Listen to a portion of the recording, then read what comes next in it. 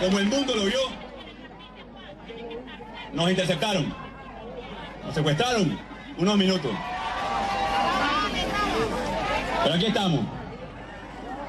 Y lo más importante, en muchos espacios del país hoy también están en la calle en cabildos abiertos y vamos a seguir estando para que sepan. Buenas noches, bienvenidos, ¿cómo les va? ¿Y qué significa políticamente lo que pasó este domingo allí en Venezuela, ¿no? ¿Por qué fue detenido, luego liberado el presidente de la Asamblea Nacional Venezolana, Juan Guaidó? ¿Fue una decisión del gobierno? Como explicó el ministro de Comunicación, fue una actitud arbitraria de un grupo de policías, ¿no? Una actitud individual. Recordemos brevemente lo que pasó para que ustedes sepan, ¿no? El diputado opositor al gobierno de Nicolás Maduro fue demorado por un grupo de agentes del Servicio Bolivariano de Inteligencia, el SEBIN, lo recordamos, cuando se dirigía a un cabildo abierto en el estado Vargas, muy cercano a Caracas, la capital de Venezuela. ¿Quién es Juan Guaidó? A ver, es un ingeniero industrial, tiene 35 años, en 2009 acompañó a Leopoldo López, hoy bajo prisión domiciliaria en la fundación del Partido Voluntad Popular. Y en 2010 se convirtió en diputado, cargo que revalidó recientemente en 2015, y hoy es presidente del Parlamento y según él, la Constitución, bueno, le otorga las competencias necesarias para asumir el cargo de presidencia de la Nación y convocar elecciones, porque considera que las elecciones del pasado 20 de mayo, que dieron como ganador a Maduro, no fueron convocadas de acuerdo con lo que manda la Constitución, o sea, fueron de alguna manera fraudulentas. Ahora, ¿qué explicación dio el ministro de Comunicación, Jorge Rodríguez, sobre esta detención de Guaidó? En declaraciones al canal estatal venezolana de televisión, dijo esto.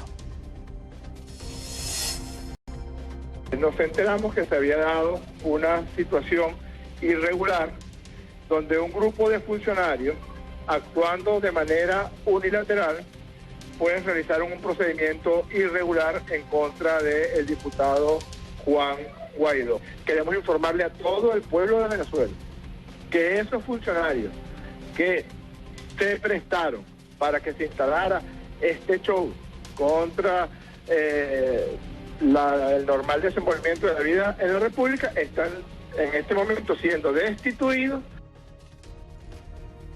Bueno, él habla de procedimiento irregular y de un show. Sin embargo, el viernes pasado la ministra de Servicios Penitenciarios, Iris Varela, había escrito en su cuenta de Twitter esto, que es muy contradictorio con lo que dice el ministro, ¿no? Guaidó, ya te acomodé la celda con tu respectivo uniforme. Espero que nombres rápidamente a tu gabinete para saber quiénes te van a acompañar. Preso, ¿no? Muchacho pajú, es decir, hablador, parlanchín, le está diciendo al presidente de la Asamblea. Qué curioso, ¿no? Y finalmente pasó lo que dijo la ministra. Lo detuvieron. ¿Qué había dicho este fin de semana Nicolás Maduro sobre esta actitud de Guaidó de pedir respaldo para asumir la presidencia de Venezuela? Esto. Yo les digo al pueblo de Venezuela, ya tenemos muchas experiencias de estas características, ¿verdad? Esto es un show para tratar de jugar a la desestabilización. Pareciera un grupo de muchachitos que han tomado el control de la oposición y ahora quieren jugar a la desestabilización otra vez. Ahora, ¿qué dijo el presidente de la OEA, la Organización de Estados Americanos, al respecto de la detención de Guaidó? Condena y rechazo absolutos al secuestro del presidente interino de Venezuela, Juan Guaidó. La comunidad internacional debe detener los crímenes de Maduro y sus esbirros. OEA con Venezuela, dice Luis Almagro. Y en este sentido, es bueno decir que el Grupo de Lima decidió condenar también la detención de Guaidó y expresar su más contundente rechazo a cualquier acción que afecte la integridad física de los miembros de la Asamblea Nacional. Recordemos qué países conforman este grupo que condena fuertemente al gobierno de Nicolás Maduro. Lo trata básicamente de dictadura. Ahí está Argentina, está Chile, está Brasil, está Colombia, Perú, Guyana, Paraguay, Panamá, Costa Rica, Guatemala, Santa Lucía, Honduras y Canadá. Esto es el Grupo de Lima, claramente en contra del gobierno de Nicolás Maduro, claramente, ¿no? Por el otro lado, para entender la dinámica de esta política latinoamericana tan salvaje, es importante mencionar que solo cuatro mandatarios de la región asistieron a la toma de posesión de Nicolás Maduro como presidente hasta 2025, y ellos son, miren los pocos aliados que tiene, ¿no? Evo Morales de Bolivia, Miguel Díaz-Canel de Cuba, ¿sí? Salvador Sánchez Serén de El Salvador y Daniel Ortega de Nicaragua. Listo, terminó. Uruguay y México, más por el medio, más tibios, enviaron a sus representantes, pero no fueron los presidentes. Y el resto de los países de América Latina desconocen la autoridad presidencial de Maduro. Está solo, está aislado Maduro, ¿sí? Y es válido mencionar que un promedio de 5.500 personas abandonan cada día Venezuela, según el Alto Comisionado de las Naciones Unidas para los Refugiados, ACNUR. Es impresionante, este organismo informa que la cifra aproximada de refugiados y migrantes venezolanos en los países de América Latina y el Caribe llegó el año pasado a 2,4 millones, más otros 600.000 distribuidos en otras regiones. Impresionante, triste, lamentable. Y a propósito de esto, este miércoles será la primera reunión bilateral entre los presidentes de Argentina y Brasil, Macri, Bolsonaro, Mauricio Macri y Jair Bolsonaro. Y según confirmó el canciller argentino Jorge Forí, el tema de la crisis humanitaria y política venezolana claramente va a estar en la agenda de los mandatarios. Van a hablar de Venezuela. Claro que este año aquí en la Argentina hay elecciones también presidenciales y Cambiemos, el oficialismo, por lo visto, profundiza un poco la estrategia de polarización con la exmandataria Cristina Fernández de Kirchner, creo yo, instalando la campaña La Cuestión Venezuela. Vamos a ver un ejemplo de esto que estoy diciendo. Esto dijo este sábado la gobernadora de la provincia de Buenos Aires, María Eugenia Vidal, en diálogo con Mirta Legrand. Yo creo que la inmensa mayoría de los argentinos no quiere volver atrás. Y cuando uno mira Venezuela estos días, ¿no? Que la expresidenta apoyó públicamente a Maduro y lo felicitó a través de las redes sociales. Entonces, cuando uno mira ese es el camino que propone, que propuso y que sigue proponiendo el kirchnerismo, el modelo de Venezuela, y que es el modelo que el resto del mundo está rechazando.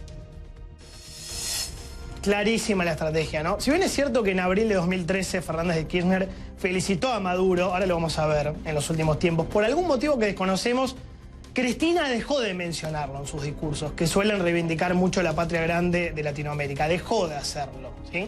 Sin dudas, creo yo, Venezuela es el tema que divide las aguas políticas ideológicas, ¿no?, de la región, como alguna vez lo fue Cuba. Miren qué interesante. Y creo que es prácticamente imposible para un gobierno ser indiferente a lo que está pasando allí. En la política está permitida la tibieza, pero cuando se trata de discutir democracia o dictadura, dictadura o democracia, la ambigüedad no es buena consejera. Soy Jonathan Viale y esta es mi perspectiva. Señores, bienvenidos. El aeropuerto internacional de Miami volvió a la normalidad luego de que sábado y domingo... Según las encuestas, quienes... Y nos vamos rápidamente a Caracas. Saludamos a nuestro compañero Jorge Luis Pérez Valeri. Hola Jorge, ¿cómo estás? Bienvenido. Jonathan, un gusto saludarte. Buenas noches. Bueno, últimas novedades, Jorge, por favor. Se ha viralizado un audio también del líder opositor Leopoldo López respecto a lo que hablábamos recién, ¿no?